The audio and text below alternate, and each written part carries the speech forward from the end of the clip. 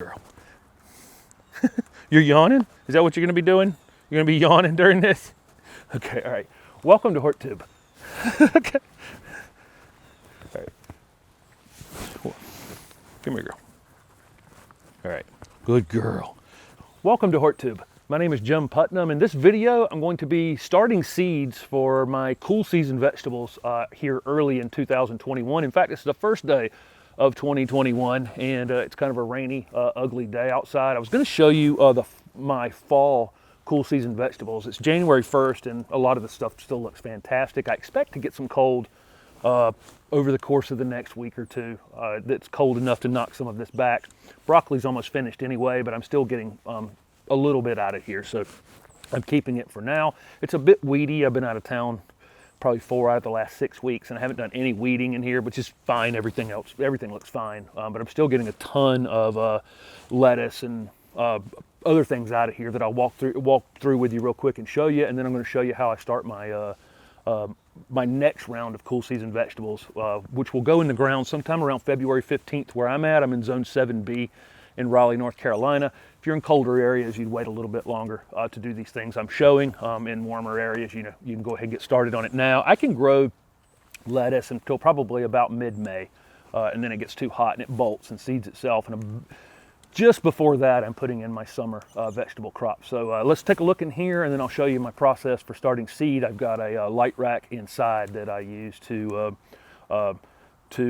make sure the seed doesn't stretch, because the days are pretty short this time of year, so you probably do need some additional light. Other times of the year when I'm doing seed, there may be enough sunlight outside that you can get by without it, but like I say, in the winter time, if you're starting seed, you do typically need some additional help. So I have this deer fence surrounding my the cattle fence that I have here. That I use this cattle fence in the summer for growing tomatoes and cucumbers and vining vegetables on, and I just left it in place. Holly's here to help keep rabbits out as well, but that deer fence is really surrounding this to keep out rabbits. Down in here, there's some nice kale and arugula, some mustard, and leaf lettuce toward the back of that row. Here's a mix here of kale, and there's actually some spinach in that as well, and some leaf lettuce in the back. You can see how weedy this is in here. Mostly henbit, it looks like, that weed that's in the middle right there. And I'll make quick work of that with my shovel hoe. I just hadn't gotten around to it yet. And there's some spinach right here, a little bit of kale mixed into it, and I've got some Swiss chard right there in the back. Right here, there's some beets that I haven't picked yet. There were beets all in this area right here that have been picked. I got a few left right there that still haven't been picked. All of this broccoli right here is pretty much done, and the group that's right there is still giving me some, so I haven't pulled them out yet, but I'll pull them out pretty soon. And then there's collards right in here. But again, it's January 1st, Zone 7B, and the vegetable garden's actually still looking pretty good, producing quite a bit. Honestly, the seed starting is just not that hard. I'm using this is a 50 cell tray. I've got an Amazon store at the bottom of all my videos, and I've linked these types of trays in the description down below. You don't have to buy these. You can get any kind of plastic tray that you want. This is a good one because it's reusable. In fact, I'm reusing it right now. I can get many uses out of these as long as I'm careful with them. And I just put a seed starting mix in them, which you can again get at any box store that has a gardening section. Is going to have some sort of seed starting mix, and it's a fine peat mix is what it is. I think there's some vermiculite in it as well, and the finer the mix, the better for starting these seeds. I find I get the best consistency out of it, and I just scoop it in there with a dustpan, just like that, and fill in every single one. Super easy, really. And then there is always some settling that happens here, and so I'll just bounce them one time like that. That takes care of that settling, and there you go. I use a bottom tray that's solid so I don't get any water on my electrical components in the house. and set them down in there. And then I need to water this a few times to make sure it's thoroughly wet. But I don't want standing water in the bottom, so I'll water it.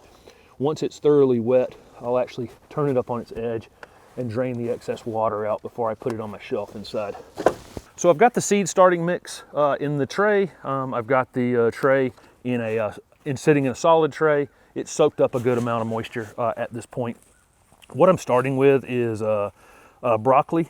Broccoli takes about 4 weeks to make a transplant. So from me seeding it in this tray until I'd want to put it in the ground. And so that's good timing. And then I've got 3 different lettuces that I'm going to use. All of these come up super easy.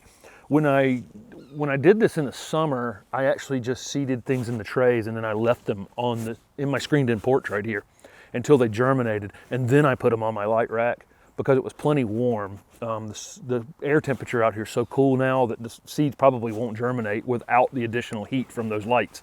So even ungerminated, they need to be under that additional heat, or at least inside the house somewhere.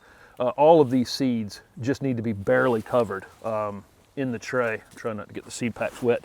I use a plant marker like this, which you can use anything that's plastic like this that you can write on with a permanent marker. You definitely want to use a permanent marker anytime you're irrigating something, because I want to use these tags in the garden as well, and it's going to rain on them. Sun's going to be on them, that kind of thing. So a permanent marker.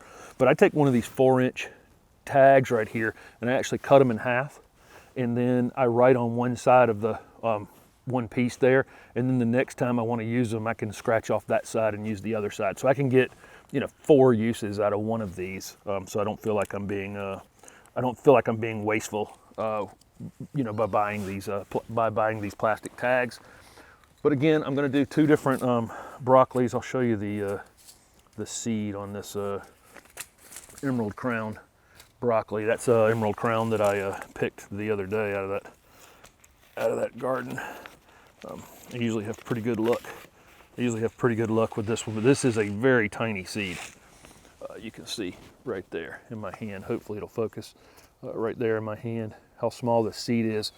And so I'll just take a few in my hand like that, and I don't make holes in the soil or anything when the seeds are this small. I just take two of these seeds and put them toward the center right there, tamp them down, just barely cover them. And same thing right here. Hopefully my knee's not in the way of that. But again, I'm just picking up 2 seeds.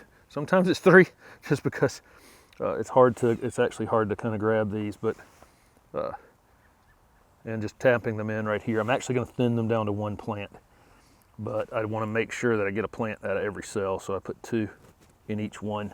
I got these seeds from Johnny Seed. So that's it. I mean, I'm not going to show you planting 100 of these. I'm going to plant 20 of this variety of broccoli, 20 of another variety of broccoli, and then 60 lettuce plants.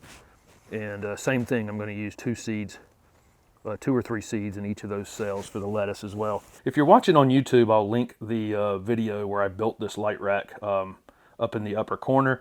There's LED panels. There's 4 shelves. There's 2 LED panels and 2 fluorescent panels.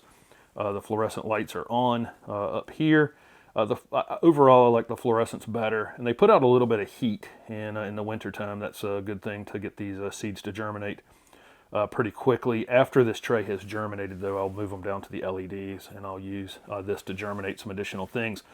I'm going to be seeding some Swiss chard and beets and lots of other things, lots of other lettuce that I have as well. And then, of course, my warm season vegetables. I've got some annuals, some perennials, lots of things being seeded in here. The next thing I'm going to do is actually microgreens. And so don't forget to subscribe to the channel, and I'll show you my process for growing microgreens on these light racks in the wintertime. And of course, I'll be showing the progress here and on Instagram as these cool season vegetable seeds germinate. Thanks for watching.